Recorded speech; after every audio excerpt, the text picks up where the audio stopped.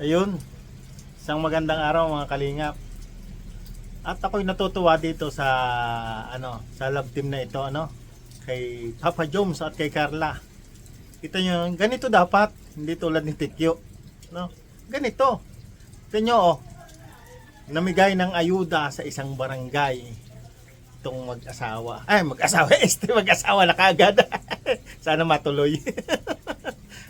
Namigay sila ng ayuda sa isang barangay sa mga senior citizen. Meron namang hindi senior citizen, basta sa isang barangay ayuda para sa mga kabarangay. Ganito dapat, hindi tulad ni Tikyo. Ako lubos na nagpapasalamat at natutuwa dito kay Carla kasi talagang masaya sa kanyang ginagawa, masaya. At ito nga, todo supported din si Papa Joms. Ito yung masaya na love team, na talagang hanggang ngayon patuloy pa rin sinusubaybayan kung hanggang saan, kung sila ba talaga yung magkakatuluyan, lalong-lalo na yung bahay nila sa Daet, Camarines Norte, magkatapatan lang o halos magkatabi, isang kalsada lang ata ang pagitan nun, nakita nyo naman doon sa dati kong vlog, kalsada lang ata ang pagitan. At kaya natutuwa ako dito sa ginagawa ni Carla, at panoorin natin mga kababayan itong ginagawa nila. Mga tatay, mga tito, halina kayo dito at kayo bibigyan namin. Parinagtas pa ng 10 piso, 10 piso. Salamat po!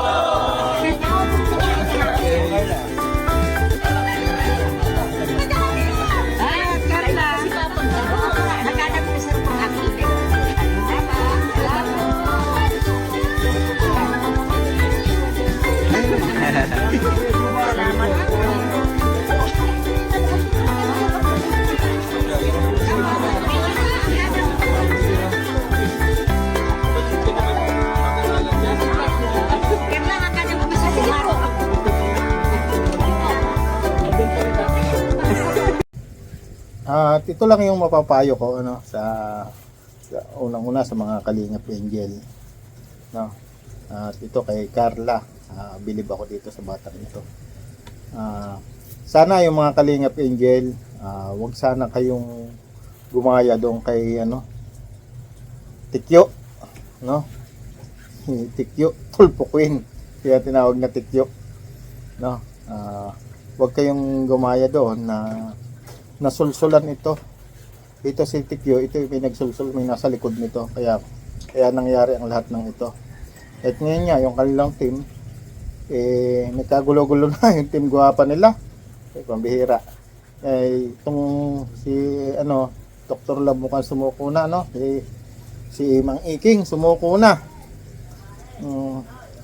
Sa mga Kalingap partners, alam naman natin na tayo ay nakilala dahil sa Kalingap, kay Kuya Bal Santos Matubang, lalong-lalo na yung mga nakasama ni Kalingap Rob, o yung mga nakasama sa vlog ni Kalingap Rob, ayan yung mga talagang dyan nag-boom yung channel nila, at doon kayo nakilala at doon kayo sinuportahan, Pero bagamat yung iba parang tumataliwas dahil dito sa pagkakagulo ni Mang Iking at ni Kindred, o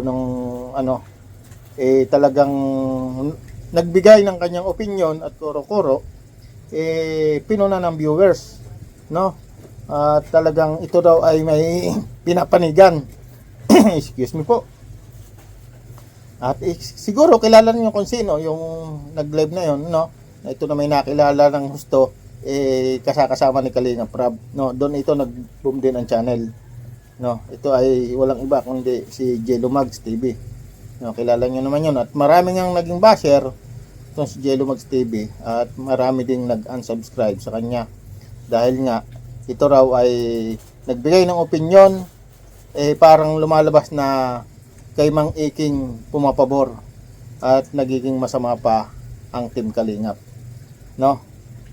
yun nga, maraming viewers na hindi nagustuhan ang kanyang mga sinabi, kaya siya ay nagkaroon ng maraming basher at nagkaroon ng pag-unsubscribe sa kanya. Gayun pa man, sana makapagpaliwanag ka uli ng maayos, at huwag kang gumaya kay Mang Iking tsaka kay Manas na kumo malaki na, lumaki na rin ang ulo.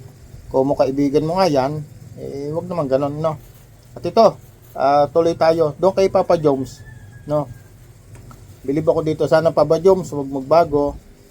Si Carla, huwag magbago. At marami sumusuporta sa inyo, no? Lalo na ang team ng yung Jomcars 18. Shoutout sa mga Jomcars 18, no? Lalo na kay Ninang Baby Roda. Yan, ninang ko yan, si Ninang Baby Roda. Shoutout sa iyo. Salamat sa patuloy niyong pagsuporta sa Jomcars, no? Sa Jomcars 18, ito yung team nila. Maraming salamat sa inyo. At alam ko nakasuporta kayo sa mga ginagawang pagcharity ni Carla at ni Papa Joms. Sana huwag kayong magsawa. Tuloy-tuloy lang, no? Ganun lang.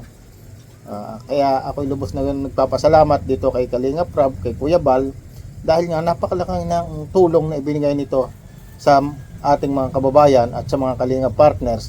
At yun namang ibang mga Kalinga partners nga, tulad nung iba na lumayo, si Kindred, yung dumadayo kung saan at nakakapagbigay ng pagtulong sa ibang lugar.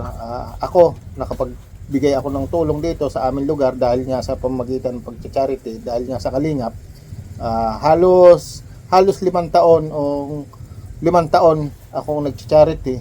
Tapos, siyempre ngayon, medyo nahinto lang ngayon kasi naubusan tayo ng pondo. Pero pagdating ng araw at sakaling magkaroon ulit tayo ng pondo at magkaroon tayo ng sponsor, patuloy tayong mag-charity dito sa bayan ng Santa Maria. Kasi hindi lang ang bayan ng Santa Maria, ang mga karatig bayan, no? Nandiyan yung Mabitak, Pangil, Pakil, Paite, Pami, Siniloan. Nandiyan yung marami. Napakarami ditong dapat tulungan.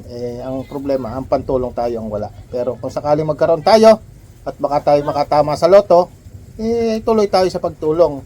Hindi natin babaguhin yung ating adhikain na makatulong sa kapwa. Basta nga meron tayong pantulong, tutulong tayo, no?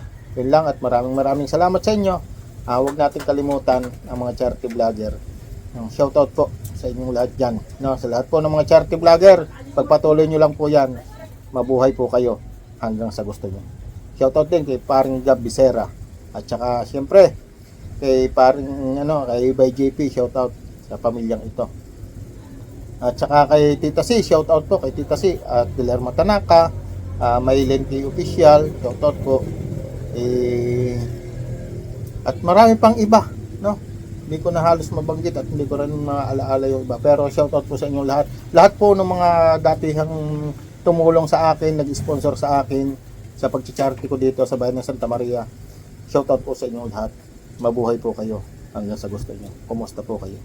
Maraming salamat and God bless po. Bye-bye.